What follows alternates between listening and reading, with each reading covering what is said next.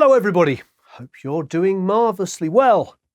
In this video, we're going to review the new IK Multimedia AXE I, which is an I/O, an interface for guitar players. It has a couple of little features on it which are specifically for guitar players, which of course I love being a guitar player. Also, we're going to give one of these away. So please hit the like button, subscribe if you haven't already subscribed, leave a comment and question below, and you can go to producelikeapro.com, sign up for the email list, plus of course there's a link down there for the giveaway.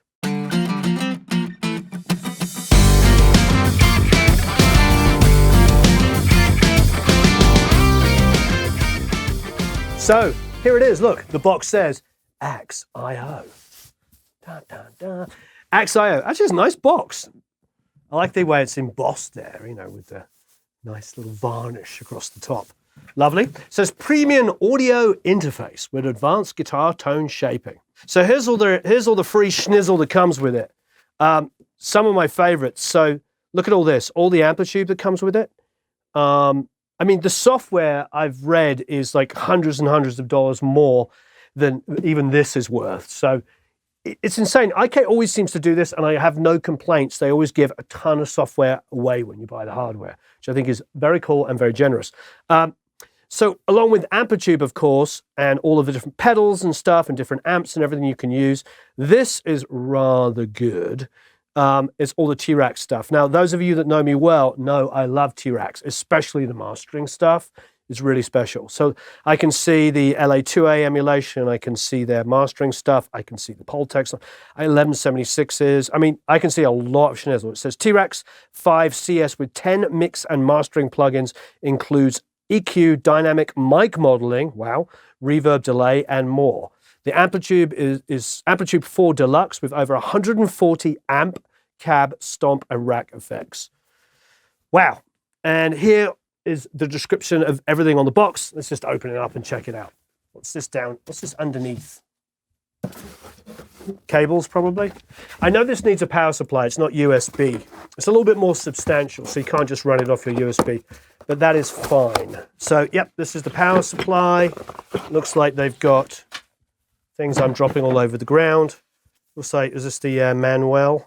There's a project registration here. Obviously, you're going to register it online and download all the plugins. What's been interesting, and I probably should have mentioned at the beginning, is that I've been thinking and talking about this for a couple of years. Why isn't there more I/Os, interfaces geared towards guitar players? In fact, last year I was actually talking to somebody about we should make one, because there's such a, if you go to YouTube, every other successful YouTube channel, like all the biggest ones, are all shredding guys. And they're all like playing into like, you know, 2i2s and stuff like that. And then they're leaving me questions going, you know, where do I plug my guitar in? Because they don't make things as simple as they should do, because it's not geared towards a guitar player. Now, I'm a guitar player. So what do I love about this? Well, you're going to go and see in a minute, I interviewed, as I was talking about earlier, the designer of this. And we talked about this quite extensively, but let's go through it. First of all, really just for a dumb guy like me, look, there's a picture of, you guessed it, yes, a guitar. And then there is a gain control here. And then there is some really, really simple, quite well broken out indication of level input there. So you're not overdriving on the way in. You've got mic, line, and instrument inputs there. So that's pretty tasty. This is the thing that I really, really liked, and it's called the Z-Tone. What that is, it moves between, you've got an active and a passive, but it's a variable impedance control. So what does that mean? It means that some of the guitars I have very low outputs. Some of them have really hot, you know, they're kind of got pretty heavy outputs. But I don't have any active guitars, but I have active basses. But if I had an active guitar, I could switch it to active down here, and it will allow me not to absolutely smash the input stage of my guitar, of my I/O, my interface. So that's pretty tasty. And then you go to this thing here, and it's the FET, what do they call it? The bold JFET. Now, David said that he didn't think there was a huge amount of difference, but it was a subtle difference, and you should play with it and try it out. Another thing is, it's got two guitar inputs. So that's nice.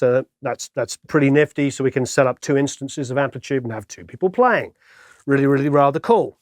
And then the thing that I love most, of course, is the fact that the tuner's on the front. You've got the phantom power there. We've got monitor control. This is good between direct and DAW. Those of you that know quite a few IOs will know that's a pretty handy thing. If you're running a ton of plugins and your DAW is starting to give you a lot of latency, you can listen to the direct signal going in or a blend of it so it's a little hotter. So you're not hearing like that 15 plugins that are going and delaying the signal. Now, not every DAW is going to suffer from that, but obviously if you change the buffers inside of your DAW, you might be able to improve the latency as well. Headphone volume and overall master volume. There's also, oh, this is really, really good. This is something I like that they put on it. It's an amp output. One of the problems that I've always had when I use an interface is that if I take an output from my DAW, it's going to blow up the input stage of my amp. It's going to be so freaking hot. So this is buffered and is actually set to a level that you can frankly just take out of here and re-amp, which is really good because I like to print my DI and, you know, leave the plugin on it. Maybe later I can print it with a plugin on, but I like to have that DI there. And let's just say I am traveling. I've got my laptop, I've got my AXE I, and I'm writing guitar parts. And then what I want to do is like come back and maybe hear it through one of my Marshalls or, you know, something like that. And I want to hear an amp sound or through my, you know, through my Carl Martin amp, which I love. There's certain guitar sounds. Plus, of course, when I'm miking guitar sounds, I get to use all of this beautiful equipment. So it's lovely that I can go away and record DIs and then come back and re-amp them coming out here with an actual output, which is set for an input of an amp. Rather tasty, very simple, very obvious, but again, everything about this is designed with the guitar player in mind. However, if we go to the back, it can do everything else. So we've got MIDI input and output. We've got a USB connection here, which is nice.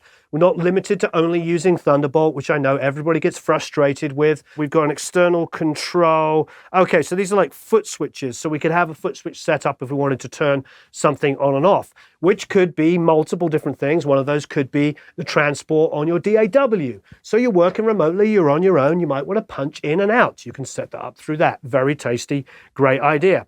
4 line outs, which is really nice. A line out 1 and 2, which of course can go into a pair of your iLoud speakers. And then you've got a separate pair of ones that could go pretty much anywhere. You could go to monitors, etc. But of course, 2 XLR inputs, which also double up with 1/4 inches. So it's a I/O, an interface, you know, made for a guitar player. But of course it could be your only one. This could be your full studio. You've got all the plugins you need. If you've got a DAW, you've got all the plugins you need to basically make a great recording. You can plug your guitar in, you can plug microphones in, you can stick a couple of mics on a drum kit, you could do vocals. This is the kind of thinking I love that wasn't around a couple of years ago, and it's great that companies now are realizing, yeah, guitar players are people too. You know, guitar players are engineers too. Everything has been made in the small interface market up until very recently for keyboard players and for engineers. Hasn't really been catering towards something that's specifically for guitarists. So this is really nice. It's pretty hefty. It's got some weight to it, but it's definitely something you could put in your bag and travel with your laptop. But it's heavy enough that it feels like it's not going to fall apart. Some of the cheaper IOs about this size, I get a little worried. I think they're going to basically explode. I mean, some of the ones that sell the most, I feel like if I accidentally sat on it, it'd be the end of it. If I sit on this, it's not going to cause it any damage. So that's might seem like something that's not important, but it is important, because if you're going to make something that travels, make it so that it can actually travel, that maybe in a case it could fall on the ground and still work. So that's good on them. I love this availability of different gain selection here on a guitar. That's really, really important. A lot of the cheaper IOs, the one comment I'm always getting is it's either barely printing or overloading. Everybody tells me that. They plug in their guitar into the most popular one and it's not buffered enough for the input of a guitar. This covers all of those situations. Individual gain, active, passive, then impedance matching here. Really smart. Don't worry if you don't understand what it does, make it sound good. And that is a big deal because it's one of the biggest problems of the biggest selling I/O. Doesn't cater towards guitar players. Really smart, very simple. God bless you. Let's see what it sounds like. Okay, I plugged in my trusty bottom of the range Revstar. It's freaking awesome. It's like a $600 guitar. Absolutely love this guitar. This, I just plugged this in and realized there's so much play on the input stage here. It's like the opposite of what I expect on some of the inexpensive I/Os. Look, all of us that have plugged guitars into inexpensive I/Os know that it's pretty much like about right distortion. I mean, this is the opposite. Super clean. Loads of headroom.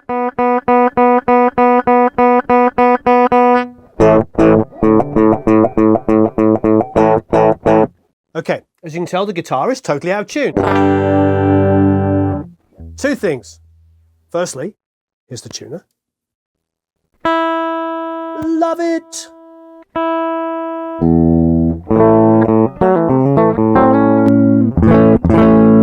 There you go. First thing I notice, it's super warm. Now, you might say, what do you mean? Well, a lot of the cheaper mic pre's, bear in mind, I have grown up using inexpensive, 4-track cassettes, you name it. But the last 20 years of my professional career, I have had APIs and Neeves and SSLs and all kinds of fun stuff. And I've been blessed to use BAE, and look, my own little mic pre down there. I've been blessed to use really nice stuff. And one of the things about nice mic pre's is they tend to have a bit of, how can we say it, girth. They have transformers in there which make things sound a little warmer. What does that mean? It's basically low, mids, and low. For a DI, hopefully you can hear that in the wonderful world of YouTube.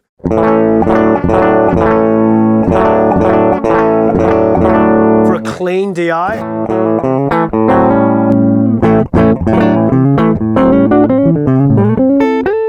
pretty fat for a clean DI. Doesn't have that thin kind of, even on those single lines. So that's a good start. Everything's pretty straightforward about this. Why don't we try it? We're on an active input here. So let's go to passive.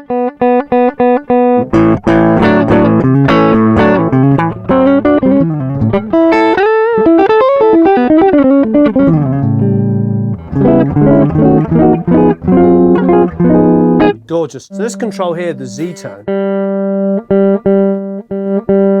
Wow. When I go over here on the impedance matching, super warm. I know David, when we were talking to him, we were talking to David, he was saying that it's going to get a lot warmer over to the right. Look at that. Rose, it's beautiful. Still just the DI.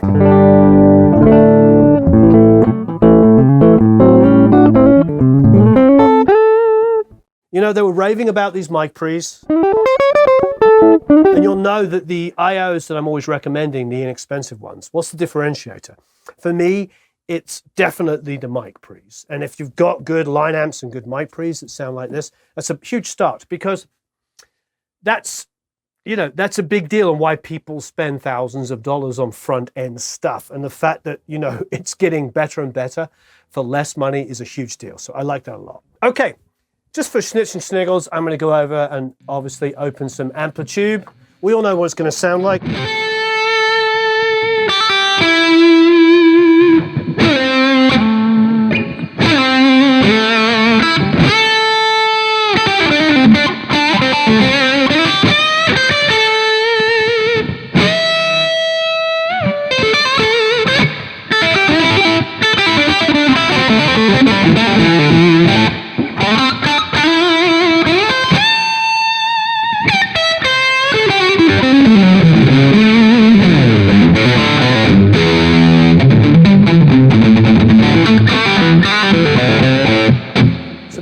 That's the shredding AmpliTube setting. I think that's what it defaulted to.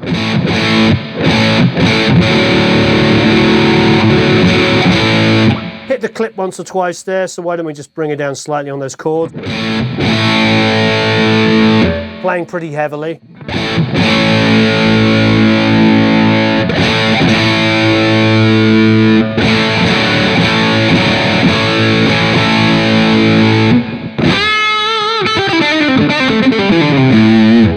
On this Z tone, I'm going to crank it to the right.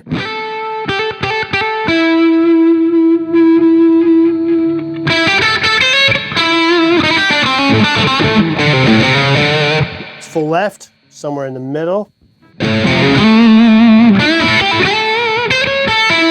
Body's back, about here.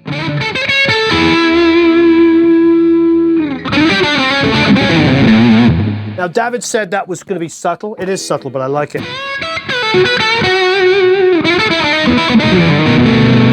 Now, it's interesting. I like the hotter gain on the lead stuff, but on the chords, it's nice to have it.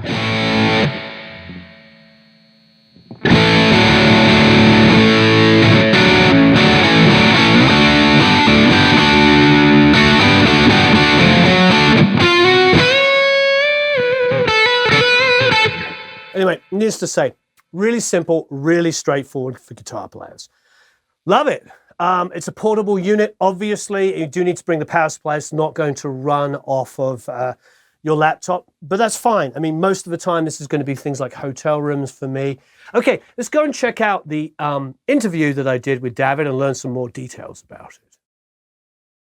David, how are you?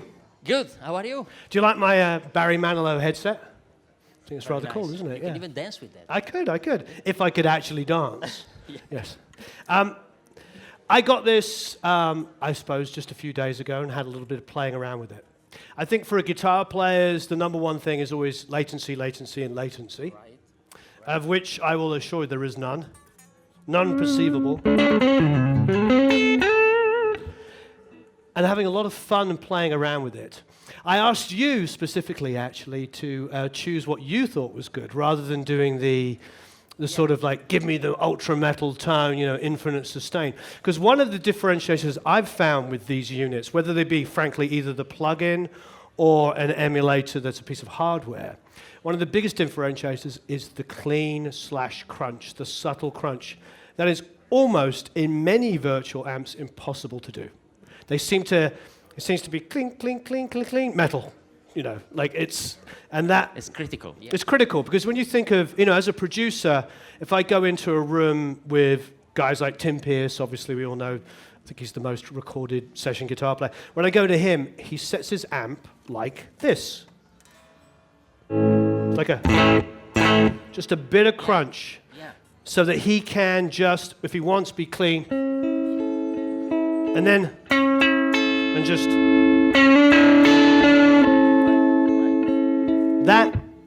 That is a big differentiator with this.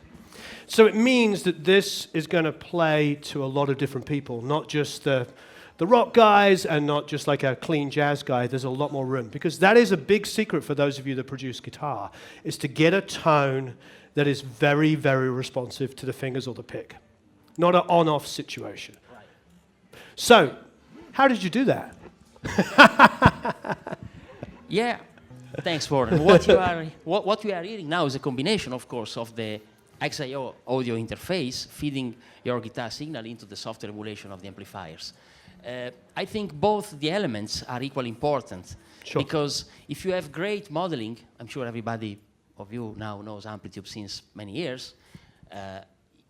Of course, it's great modeling stuff. But yep. if you feed that with a signal that is not pristine, that is not totally preserving the quality of the instrument, sure. then it's lost. Yeah, but what's great about this is an Indonesian-made ESP. My guess is it's not thousands of dollars. And yeah, it plays beautifully, but it's not a particularly expensive guitar. It's going into here.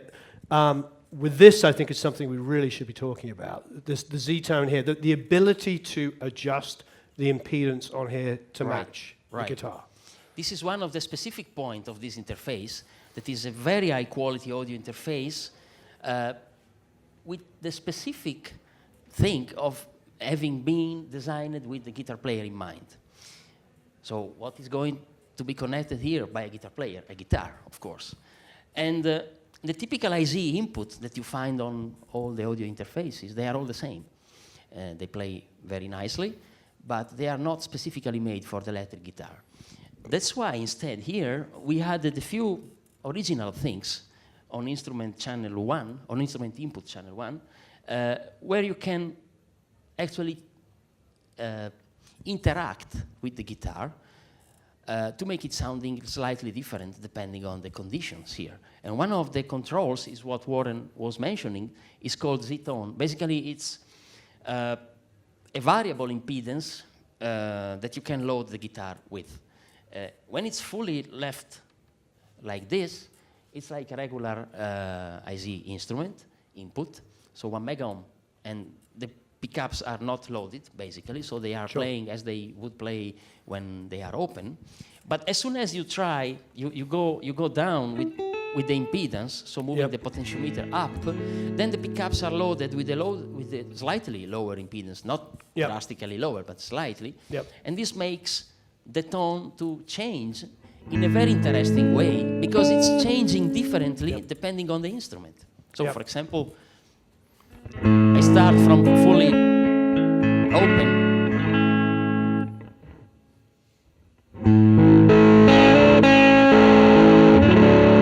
So it's becoming bolder, thicker. Because a lot more body, a lot more low end, a lot more warmth, a lot more mids, low mids. And it's because the pickups are loaded, so it's not like an equalization that I might have added afterwards. EQs in general tend to, if I turn up 100 hertz on anything, whether it be a guitar, a microphone, or whatever, you often hear, 100 just got dumped up. This is more of like the whole sound gets that sort of warmth added to it. Yes, because it's actually changing the way the tone is going to be generated at the source, because it's loading the pickups. So the pickups are actually giving a different output signal from the source. It's fantastic. I think that's a huge differentiator. And then there's a couple of other little controls here. Like, tell us a little bit about this to the right here, the pure and the JFET. Yes, this is a switch that is actually making the guitar signal to go through two completely different circuitry. One is very, very, very clean, ultra transparent, no sound coloration at all, and it's this one. It is called pure. Oh yeah, that's lovely. This is a 117 dBs dynamic range input preamplifier and AD conversion with non-measurable distortion, so it's totally transparent. And then the other circuitry that you can trigger in is called JFET, and with this input, a JFET stage, so sounding sort of tube-like, is added into the signal path, but it's not an emulation of tubes. This is already done in the software, of course. This is a physical additional electronic stage added to the preamp that is adding a slightly amount of coloration, of distortion, to make the sound thicker and richer. Since it's not always the best, you can just select between the pure path and the JFET path. I notice it's a measurable difference, but it is definitely a more subtle difference than the Z-tone, which has got quite a lot of difference between it. Yes. Fantastic. And then what do we have to the left-hand side? That's just the active slash passive. Yes. This is because, especially in metal, active pickups are largely used, and they have a very high outputs, and they don't need the additional gain stages that we have here on the passive input. So why having them in line if they are not needed? So we decided to make them bypassable. So this is, of course, a passive guitar, and it's not the proper setting for this reason. But if you are using active pickups, you don't need that 10, 15 dBs more of gain in line. And so we just bypass the stage for an even cleaner tone and pure signal path straight to the AD. So, and active pickups, I'm sure many guitar players in the audience, but active pickups allow you, well, basically have a much better signal-to-noise ratio and rejection. So that's why a lot of guys obviously use them in metal, because they're not going to even go to the light. Oh, there's this one position I can stand in without the buzz. Yeah. Yeah, So and also for bass. Of course, bass, active bass, yeah. it's very, very common. Yeah. And you need a lot of transparency also there. Sure. So also for bass. Also a very interesting thing for bass is using the Z-tone, because Yep. if you connect a passive bass and you turn up the Z-tone, the sound will be much bigger, as if it would go through an amp emulation plugin, or as if it was recorded through Great. an amp. So we just, bass tracks usually are recorded very simple way. Perfect. DI or almost DI. With this knob, you can make it slightly the right amount of more thickness you need in seconds. It's the perfect interface for the guitar player running a studio inside the computer. And of course, they also need to record bass, guitar, keyboards, everything, vocals. The mic preamp, by the way, is amazing. It's a pure mic preamp. We call them this circuitry. The signal-to-noise ratio is close to the non-measurable limits. So yes, it's specifically thought for guitar players, but it's not only for that. Being an interface thought with the guitar player in mind, we could not avoid supporting the reamp. Right. So if you ever have tried to connect an amplifier to an audio interface, Right. you have seen what happens. Buzz, noise. So then you start needing isolators, DI boxes, impedance converters, all this stuff. Not with the XIO, because we have a specific amp output that is floating and isolated, and it's sending a perfectly matched signal to the amplifier, so that reamping here is a matter of seconds. You just connect the amplifier here to this dedicated output. From the DAW, this is output number 5. Great. And then you mic the amp up, and you go back from the input, and that's very straightforward process that will have no ground loop noises, no hum, buzz. Of course, the inputs are very important. You need to get the best possible signal for your instruments, but then also the outputs must sound great because they are connected to the monitors, and that's where you are taking decisions for the mix. So that's why the DAC converters here are really top of the line, and allows for monitoring at a very, very high quality. So it's an interface that is designed for the guitar player, but it's really an high-end audio interface. The specs are amazing, and we really think this can be the definitive interface for the production studio, because Are you a guitar player? I'm a bass player. You're a bass player? Yeah. Okay. So this is your baby? You designed this? Yes. Fantastic. When did you start thinking about this? How long was the process? Almost 1 year. A year? Yeah. That's great. Yeah. It's funny because when I talked to Dave about this a few weeks ago, I was like, this has been coming up in conversation a lot recently, how, there's all the entry-level IOs, but none of them, they're all a little vague who they're for. Yeah. And the guitar players are a little bit left out. And the reason why I say this is because when I get beginners asking me questions, there'll be an instrument input, if you're lucky. It says the word instrument. Sometimes it will say high Z. But I still get the question, how do I plug my guitar in? And now, and I know this sounds really obvious and sort of a low-level question, but if you're starting from scratch, these are the things you want. You want something that's designed for you and makes you feel welcome. Thank you, David. It was fantastic. I appreciate it. Thank you very much. Thank you. So I hope you enjoyed the review. Also, of course, I hope you enjoyed me talking to the designer himself, David. It was really cool to speak to somebody at IK that actually designed this unit and had a greater understanding. And I really like hanging out with smart people. It makes me feel like I might be smart, but of course, I'm just a guitarist. Anyway, of course, please leave some comments and questions below. Don't forget to enter to win this lovely device. I really like it. I also like all of the free schnizzle it comes with. There's so much free stuff that comes with this. The fact that it has a tuner on the front that's just on all the time and you can just see it. I mean, look, I have this one sitting behind me for the very reason that I need a tuner with me. I love everything about this. It's very affordable. It's a great piece of kit. So this is really kind of all I need. This and my laptop, and I can travel and make music. So please enter to win. If you haven't already, hit the like button.